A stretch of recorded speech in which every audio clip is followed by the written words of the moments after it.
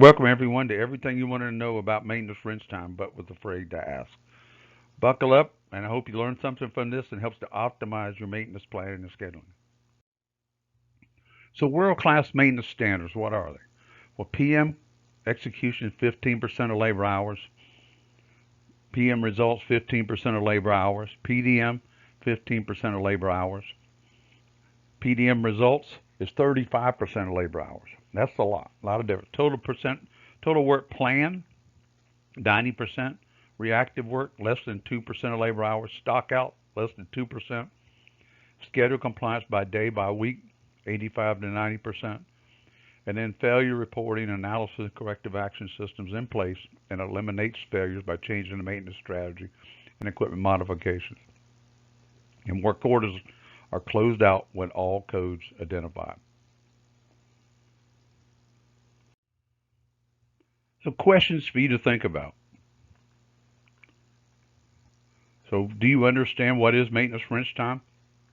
Do you truly understand it? And how effective is your current maintenance planning and scheduling function? Is it somewhat, not at all, great, getting better? Do you understand how planning and scheduling impacts wrench time? Yes or no? Do you have a maintenance planner? Yes or no? That's a big one there.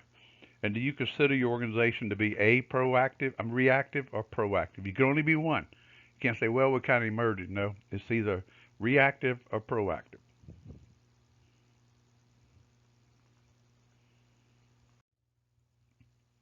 So what is maintenance wrench time? How it impacts planning and scheduling? Well, wrench time is hands-on tool time. So typical wrench time, 5 to 15%. World-class wrench time, 55 to 65%. Maintenance cost as a percentage of replacement asset value is optimized. For worst in class, 6.9. World class, a lot of difference, 1.7, 3.4%. Reduces maintenance work, rework. Now, wrench time calculation. We look at a wrench time, how a typical maintenance day is spent. All right, so direct labor hours available. We got 10 technicians times 40 hours equals 400 hours available. Indirect time, traveling from point A to point B, 67 hours. Looking for parts, 32. Looking for tools, 28. Looking for information, 24. Waiting on production, 79. Looking for maintenance leadership, 22. Traveling to and from the job site, 67. If the job was scheduled right, you go from one job to the next, and the travel from one site to the other should be mitigated. So total indirect hours is 319. So direct hours available, 400. Indirect, 319 is 81. So our wrench time is 319. So it's 81 divided by 319 is 25%. World class wrench time is 55 to 65%. Think about it. So what does the data from on the previous slide tell us? All the efficiencies and inefficiencies that an organization exhibits are reflected in the effective wrench time of the maintenance craftsperson. A big deal. When there is poor interdepartmental communication, it's reflected in wrench time. When the storeroom function is not efficiently managed, it's reflected in wrench time. When the planning process is insufficient, it's reflected in wrench time. Like what Dr. Deming said, drive out fear so that everyone may work effectively for the company. I agree with that 100%. We never want our employees to fear any actions that we take as managers. If a wrench time study is to be conducted, or maybe we want to do something a little different, like maybe add another planner, then it could happen. So necessary to discuss the reasons for the study and its value. Do not follow the just do it approach. We want your maintenance personnel to buy into the process. The only reason for conducting a wrench time study is to identify the delays causing maintenance technicians to be less efficient. Pay attention to this message. A wrench time study is not about finding someone who is inefficient, making mistakes, or performing poorly. It's about the quality of the planning process and how the organization uses the planning process. Absolutely. So planning and scheduling is impact of equipment reliability. Well, as wrench time increases, you see on this chart, there's a correlation on the vertical. We got wrench time, and then we got mean time between failure increasing on the right. So wrench time increases, equipment reliability increases. This is a direct correlation. This came from a study from a buddy of mine did on a lot of organizations, and this really makes people aware of how planning and scheduling impacts equipment problems. So how does planning and scheduling impact wrench time? Maintenance planning organizes the work to ensuring the work is available when the job is started or scheduled. The right part or parts and the right quantity are ready. The number of trade people with the right skill set, maintenance tech, electrician, this could be two maintenance techs, one electrician, repeatable procedures with step-by-step instructions. Why? To reduce human-induced failure.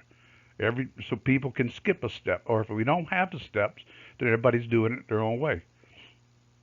Equipment is available to be worked on as agreed upon with production on a specific day, and time, cooled down, cleaned up, ready to be worked on. Maintenance work is executed with plus or minus 10% of the time schedule. Maintenance rework is minimized. So maintenance rework is corrective work done on previously maintained equipment that has prematurely failed due to maintenance, operation, and material problem. This one metric right here will help you in planning and scheduling, showing that your wrench time's increasing or not. So what happens when wrench times improve? Good question. Maintenance work is completed on time. Production capacity increases. Everyone's happier, less stress. What could happen as a result of increased wrench time? One or two maintenance personnel could now be trained to be used as maintenance planners, schedulers. Maintenance personnel could be trained. The extra people as trained as maintenance engineer and technicians, they make the best problem solvers, no doubt about it. And human-induced failures are rare. And production operates the equipment to specifications, and as such, costs are reduced and capacity increases beyond expectations. And the culture of the site is more motivated and open to change. So if we look at the typical maintenance versus world-class maintenance, the attributes of them, if you look at maintenance costs, typical, I'm going to go to the high end, 9%. Maintenance cost of percentage replacement asset value. World-class is 3%. That means you spend a lot of money to get the reliability you get. Maintenance material cost as a percentage replacement asset value. I'm going to the high end again, 3.5%. World-class maintenance, 0.75%. Again, we're spending a lot of money to get the reliability we get. Planner per tradesperson, no planner, typical. World-class, one planner per 20 technicians. Absenteeism, is typical. Who knows what it is? It's 10% plus. World-class maintenance is plus or minus 5%. Ready backlog, unknown, untypical. World-class, 2 to 4 weeks of ready backlog, ready to schedule. We got the parts kitted. We got everything here. Percentage of planned work, typical, 15% or less. World-class maintenance, 90%. Schedule compliance, 50%, typical. World-class maintenance, 90 to 100%. That's by day, by hour. Inventory accuracy, unknown. World-class maintenance, 95% plus. Maintenance training costs. Oh, my God. Most companies don't have a budget for maintenance. They have a overall site training budget, but really need to have a maintenance training budget. And then what world-class maintenance says, 6% of the plant's budget should go for the maintenance budget should go for specifically maintenance training. That's the maintenance budget. Maintenance rework, typical maintenance is high. World-class maintenance is low. I mean, it's not we're going to have it end it, but we could mitigate it dramatically. PM compliance, typical maintenance 60%, world-class maintenance 95 to 100%, and inventory accuracy, most places unknown, but in world-class maintenance is 95% plus. We got the parts on hand.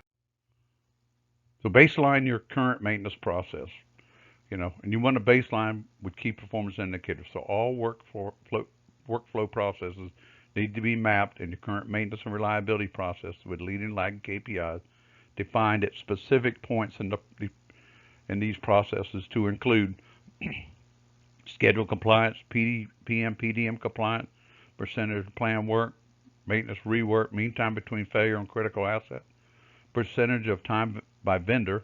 Vendors do not deliver on time. And then the percentage of time vendors deliver the wrong parts, stockouts, percentage of assets ranked based on criticality.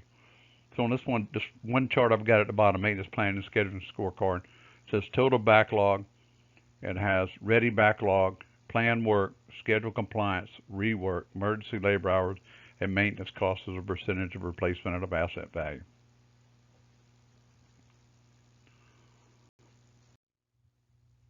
So next I recommend that you create a master plan. So a master plan is a map for this journey that you expect to embark on to include a destination, which is proactive maintenance and high wrench time, lower costs, lower equipment problems. Yes. Quick wins first. Sustainment is critical for each step in your plan. And stakeholder responsibilities have to be defined using RACI chart.